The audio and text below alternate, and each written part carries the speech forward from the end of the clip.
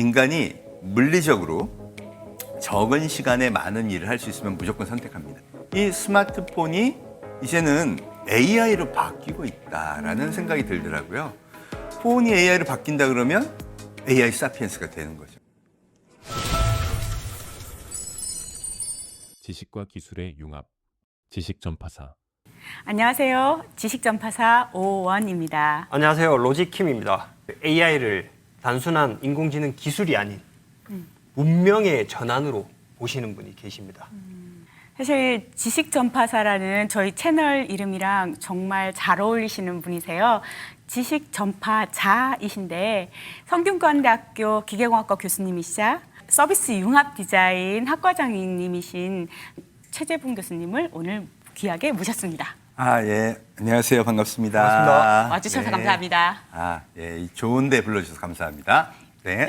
교수님 지금 비즈니스의 미래를 탐색하는 공학자이자 그리고 국내 최고 4차 산업혁명 권위자로 꼽히시는데 제가 궁금한 거는 어떻게 하시다가 국내 최고 4차 산업혁명 권위자가 되신 겁니까?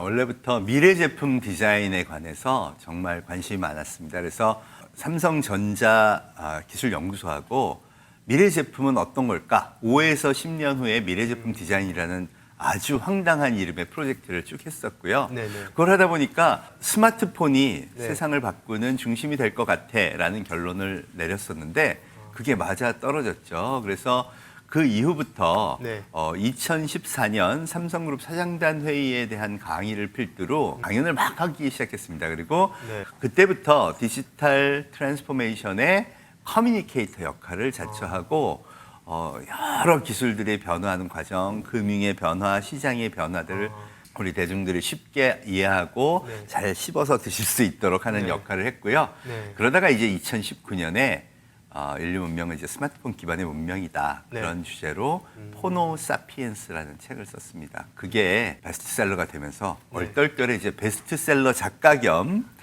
이런 IT 분야, 디지털 분야의 강연자로 살게 됐고요. 네. 최근에는 그래서 이게 이제 스마트폰을 넘어 AI 시대가 오는구나. 네. 그래서 작년도에 제가 AI 사피엔스라는 책을 쓰고 최근에는 어떻게 하면 우리가 준비를 잘할까? 개인부터 시작해서 기업, 우리 전체 사회에 이르기까지 네. 그런 거의 준비 방향에 대해서 열심히 네. 강연을 하고 다니고 있습니다. 교수님은 이 AI라는 것이 그 사피엔스의 속성과 연결했을 때 어떤 게 좀 잘 맞고 어떤 게 아니고 뭐 이런 게 있으실까요? 7만 년 동안 살아온 우리 종족 특성을 다 감안하는 거죠. 인류가 고생을 하게 된 게 농사짓기 시작하면서잖아요. 그렇죠. 그 전에 유골이나 이런 걸 보면 되게 편안하게 살았는데 그때부터 뼈에 관절염에 아프기 시작하고 어떻게 보면 모든 혁신은 그래서 인간한테 행복감을 주기보다는 어떤 순간에는 고통을 주기도 한다. 근데 그 긴 사피엔스의 연장선상에서 한 번도 거스르지 않는 게 있더라고요. 그게 뭐냐? 인간이 물리적으로 적은 시간에 많은 일을 할 수 있으면 무조건 선택합니다. 그래서 포노 사피엔스 문명이 무조건 온다. 그러니 오는 것이 결정됐으면 부작용 얘기만 너무 하지 말고 거기에 따른 혁신을 준비하는 게 필요하지 않겠냐라는 게 저의 논리였고요. 그거를 5년 동안 이렇게 보다 보니까 이 스마트폰이 이제는 AI로 바뀌고 있다라는 생각이 들더라고요. 결국 AI 사피엔스가 되는 거죠. 자, 적은 에너지로 더 많은 일을 할 수 있다. AI가 그게 도움이 되나요, 안 되나요? 될 것 AI는 같습니다. 도움이 되죠. 그래서 AI 사피엔스 시대가 올 거다라는 예측을 대전제로 두고 기왕 오는 거면 준비를 잘하자라는 취지로 쓴 책이 AI 사피엔스라고 보시면 됩니다. 사피엔스라는 종족에 대한 상당한 신뢰가 있으시네요. 맞습니다.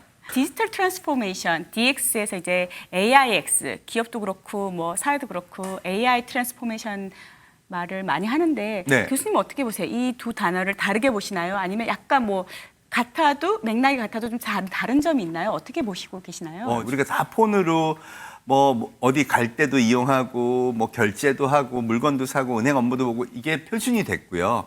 야, 그럼 오프라인에 과거에 있던 거는 그럼 표준이 아니라 서브. 그걸 잘 못하는 사람들을 위해서 사회적으로 남겨둔 거죠. 이게 저는 디지털 트랜스포메이션의 본질이라고 보고요. 거기서 이제 데이터가 쌓이고 새로운 뭐 하드웨어가 나오고 AI라는 프로그램이 발전했으니 디지털은 자연스럽게 AI 트랜스포메이션으로 갈 수밖에 없다는 겁니다. 그러면 선상에서 일어나는 자연스러운 현상이죠. 문명의 중심이 옮겨가면 인간이 스스로 만든 문명이지 누가 시킨 거 아니잖아요. 예, 결국은 좀 배우고 생존을 준비하는 게 필요할 거다 이렇게 얘기하는 겁니다. 네. 지금은 또 이제 서울 경기 지역 라이즈 단장을 맡고 계세요. 아, 네. 이게 어떤 일인지 사실 좀 잘 모르니까 네. 설명 좀 부탁드릴게요. 라이즈는 이 정부에서 추진하는 대학 혁신 사업의 한 아주 제일 중요한 핵심 사업 중에 하나인데요. 지역에 있는 대학들이 제발 너희 지역을 살리는데 핵심 역할을 좀 해줘. 그래서 사실은 지역 대학 살리기부터 시작했던 운동이 이제는 수도권까지로 다 확산된 그런 케이스라고 보시면 됩니다. 사실 지역의 산업을 살리는데 대학이 큰 역할을 해야 되는 것도 맞고요. 그래서 요새 엄청난 정부 지원금도 많이 이제 지역 대학에 주고 있죠. 그 중에 핵심 역할이 뭐냐? 지역에 필요한 인재를 양성하고 지역의 핵심이 되는 산업을 키우고 새로운 스타트업들을 만들어내는 중추적 역할을 해라. 예를 들어 미국 스탠포드가 그런 역할을 하고 있고 많은 대학들이 그런 역할을 전 세계에서도 하고 있거든요. 앞으로 우리 학생들을 교육하거나 또 새로운 스타트업을 키워주거나 창업을 지원하거나 여러 가지 분야에서 그 지자체가 주는 돈을 열심히 써서 그 대학의 역할을 혁신하는 그런 일을 맡았고요. 제가 단장을 맡아서 어깨가 안 그래도 무겁습니다. 이게 또 단장이시니까. 맞습니다. 어떤 계획으로 지금 큰 청사진이 있으실까요? 일단 근간이 역시 여기도 AI입니다.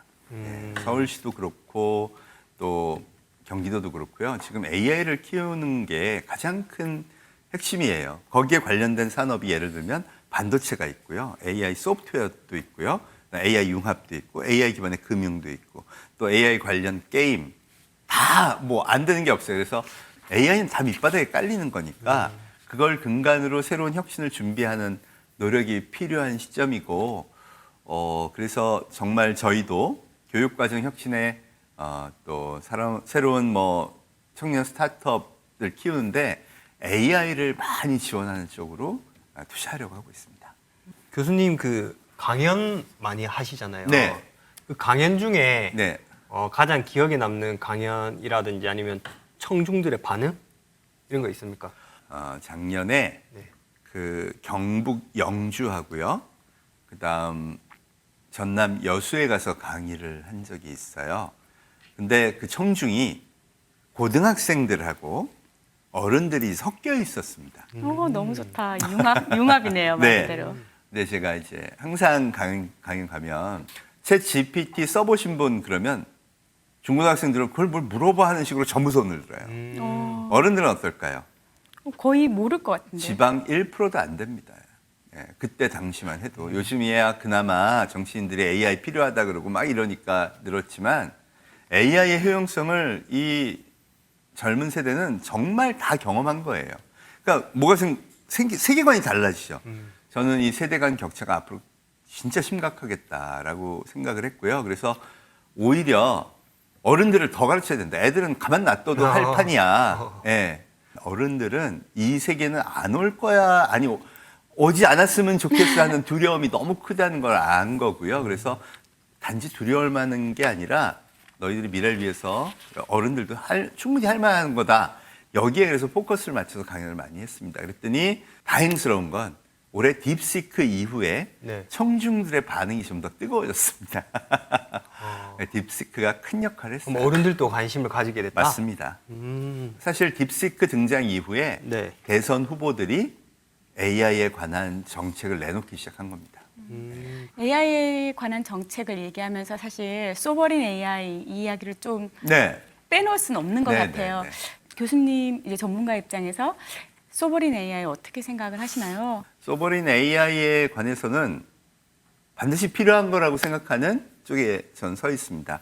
누구나 다 뭔가 해야 된다고는 생각을 해요. 근데 우리가 과연 AI의 알고리즘을 계속 개발하는 게 미국이나 중국같이 엄청난 돈을 퍼붓고 인재를 퍼붓는데 경쟁력이 있겠냐 하는 얘기는 해요.